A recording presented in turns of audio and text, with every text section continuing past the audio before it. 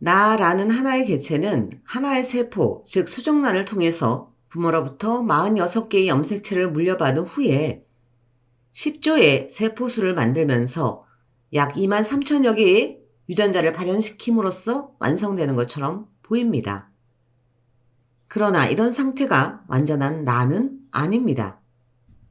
우리 인체 곳곳에는 우리 인체 세포수보다 더 많은 미생물이 살고 있으며 이들이 가진 유전자는 부모로부터 물려받는 것보다 400배나 많습니다.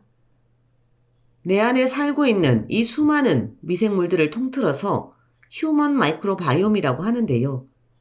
얘들은 우리 인체 곳곳에서 다양한 기능을 합니다. 즉 이들이 없으면 부모로부터 정상적인 유전자를 물려받았다고 하더라도 그 기능들이 제대로 발휘되지 않습니다. 따라서 물려받은 유전자와 보이지 않는 마이크로바이옴이 합쳐졌을 때 비로소 완전한 기능을 할 수 있는 인체, 뇌가 될 수 있습니다. 특히나 뇌의 장 속에 서식하고 있는 95%나 되는 이 녀석들 장내 미생물이 나의 정상적인 기능에 매우 중요한 역할을 합니다.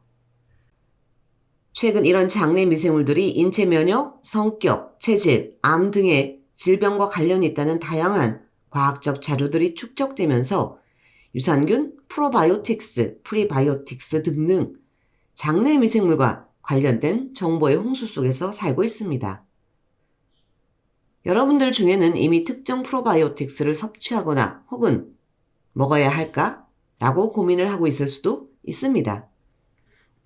통상적으로 유산균이라고 부르는 제품 혹은 프로바이오틱스라고 부르는 제품을 먹을지 말지를 고민 중이시라면 불량엄마 과학수다 마이크로바이옴 편을 참조해 주시기 바랍니다.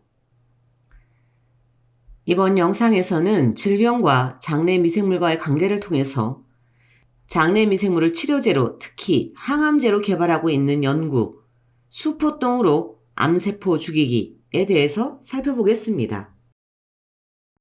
매우 복잡한 이 그림은 장내 미생물의 다양성을 나타내고 있습니다. 그림에서 잘 보이지도 않는 각각의 선이 하나의 종을 나타내는데요.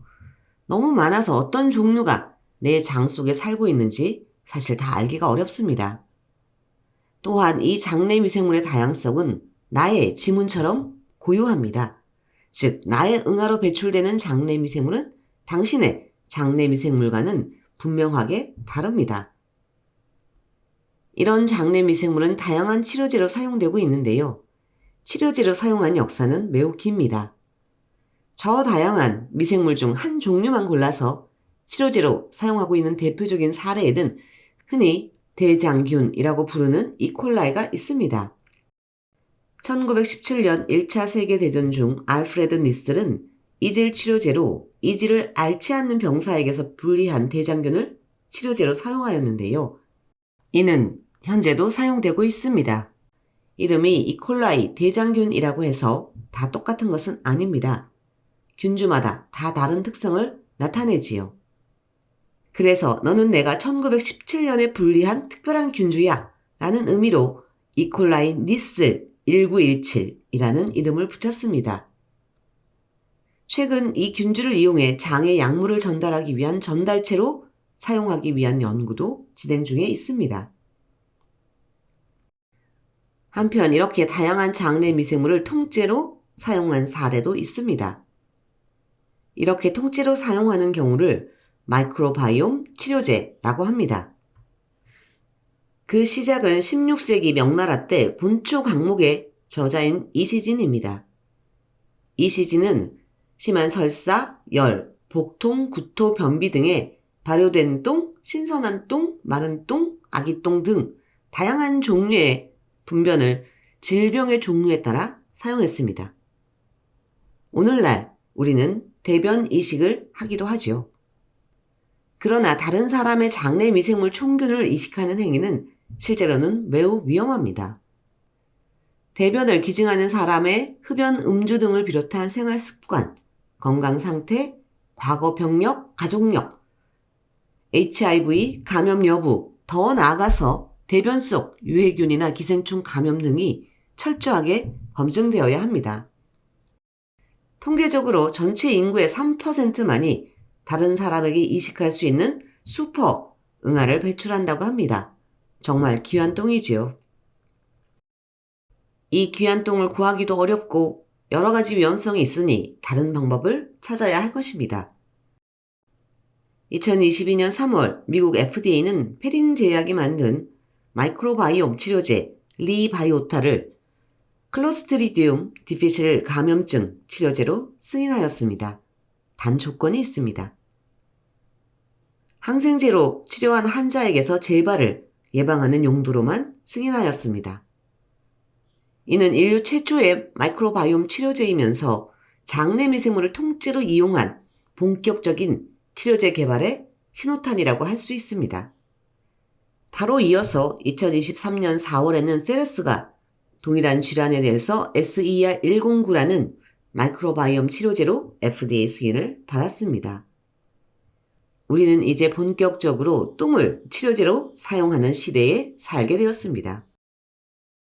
장내 미생물을 이용한 치료제 개발은 단순히 장과 관련된 질병에 국한되지 않고 항암제 개발 등으로 확대되고 있습니다. 앞서 언급한 것처럼 장내 미생물은 인체 면역, 성격, 체질, 암 등의 질병과 매우 밀접한 관련이 있습니다. 특히나 면역이라는 측면에서는 독보적인 존재입니다. 물론 장내 미생물 구성에 따라서 류마티스 관절염, 아토피 등의 자가면역 질환과 같은 질병이 나타나기도 하지만 내가 내 장내 미생물을 적절하게 잘 키우고 있는 경우라면 우리의 인체 면역 체계를 튼튼하게 하는데 절대적인 역할을 합니다. 따라서 장내 미생물의 구성에 따라서 항암제 약물의 예후가 매우 달라질 수 있습니다. 장내 미생물 구성에 따라서 정상적인 면역 기능이 좌우되기 때문이지요. 덩어리를 이루고 있는 종양 미세 환경 속에서 암세포들은 다양한 방법으로 우리의 정상적인 면역 체계를 피해갑니다. 현재 이 면역 회피의 하나의 원인인 T레그 세포와 관련된 항체 치료제들이 개발되어 사용되고 있습니다.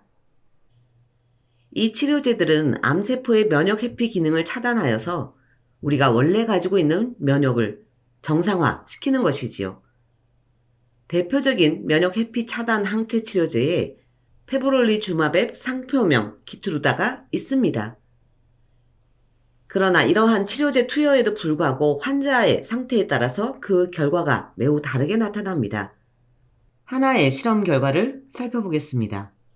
유전적으로 동일하면서 흑색종에 걸린 2마리 쥐가 있습니다. 이 2마리 쥐에게 면역 회피 차단 항체 치료제 키투르다를 투여해 봅시다. 그리고 한 마리에게만 비피도박테리움을 추가로 먹이면 비피도박테리움을 먹은 녀석의 흑색종이 훨씬 더 빨리 잘 치료가 됩니다. 이처럼 쥐를 이용한 다양한 실험에서 암 종류와 항체 치료제 종류에 따라서 다른 미생물들이 다 다르게 반응합니다. 어떤 암에는 엔테로코커스가 잘 듣기도 하고 또 어떤 경우에는 또 다른 종류의 미생물이 약물 치료의 효과를 높이기도 합니다. 그렇다고 내 장 속에 사는 모든 미생물들이 다 약물 치료의 효과를 높이는 것은 아닙니다. 경우에 따라서 미생물을 죽이는 항생제를 항체 치료제와 같이 투여했을 때 더 좋은 결과가 수반되는 경우도 있습니다. 즉, 장내 미생물의 일부를 죽임으로써 더 큰 효과를 나타낸다는 것이지요. 특정 미생물을 추가로 먹이는 것과 항생제를 투여하여서 장내 미생물의 일부를 죽이는 것, 이 상반된 두 결과는 특정 암에 잘 듣는 특정 미생물이 있다는 것을 의미할 것입니다. 따라서 특정 암에 잘 듣는 여러 종류의 장내 미생물을 잘 조합하여서 가장 훌륭한 컨소시엄을 구성하는 것이 장내 미생물 항암제 개발에 있어서 매우 중요한 관건이라는 것을 알 수 있습니다. 즉 가장 훌륭한 장내 미생물의 컨소시엄은 한마디로 슈퍼똥이 될 수 있을 것입니다. 또한 이러한 다양한 실험 결과들은 장내 미생물을 이용한 항암제는 단독 사용이 아니라 다른 약물과 병행 투여하는 보조제로서의 기능이 더 크다는 것을 보여주고 있습니다. 장내 미생물의 암치료 보조제로서의 효과가 면역치료에 국한되는 것은 아닙니다. 화학요법을 사용하는 경우 화학항암제의 독성을 낮추기도 하지요. 또한 방사선 치료에 의해서 장내 미생물이 다 죽어버리기 때문에 장내 미생물을 추가하였을 때 탁월한 치료 결과를 유도한다는 다양한 연구 결과들이 있습니다. 이러한 사실을 바탕으로 장내 미생물을 이용한 항암 보조제 개발이 진행되고 있는데요. 대부분은 전임상 단계에 있으나 일부 임상 단계에 진입한 파이프라인이 있습니다. 누바이오타의 맷4는 현재 임상 3상에 있습니다. 맷4는 약 30종의 장내 미생물로 구성이 되어 있습니다. 이는 인류 최초의 장내 미생물 컨소시엄으로 구성된 항암 보조제가 될 가능성이 매우 높습니다.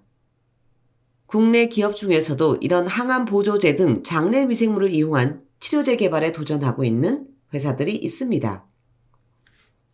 고바이오랩, CJ바이오사이언스, 지노맨 컴퍼니 등이 있는데요. 이 중에서 면역 항암 보조제와 관련하여 가장 앞선 임상 3상에 진입한 기업은 지노맨 컴퍼니입니다. 지노맨 컴퍼니는 위암에 대한 젠001 파이프라인이 임상 3상에 진입해 있다고 보고하고 있습니다. 그 이외에도 자폐 등 지금까지 인류가 풀지 못한 여러 질병에 도전하고 있는 것을 볼 수 있습니다. 사실 내 안에 살고 있는 장내 미생물의 종류 그리고 그들의 비율이 나에게 어떤 영향을 끼치는지를 명확하게 다 아는 것은 매우 어렵습니다. 다만 암이나 자폐 등과 같은 질병이 나타났을 때 특정 미생물의 조합을 넣어주면 효과를 볼 가능성이 매우 높다는 것은 분명하지요. 어쩌면 진시황이 찾았던 진짜 불로초는 그가 잘 키워 균형 잡힌 장내 미생물을 만드는 것이 아니었을까요? 지금까지 불량엄마 과학수다 수포똥으로 암세포 죽이기 마이크로바이옴 항암제이었습니다.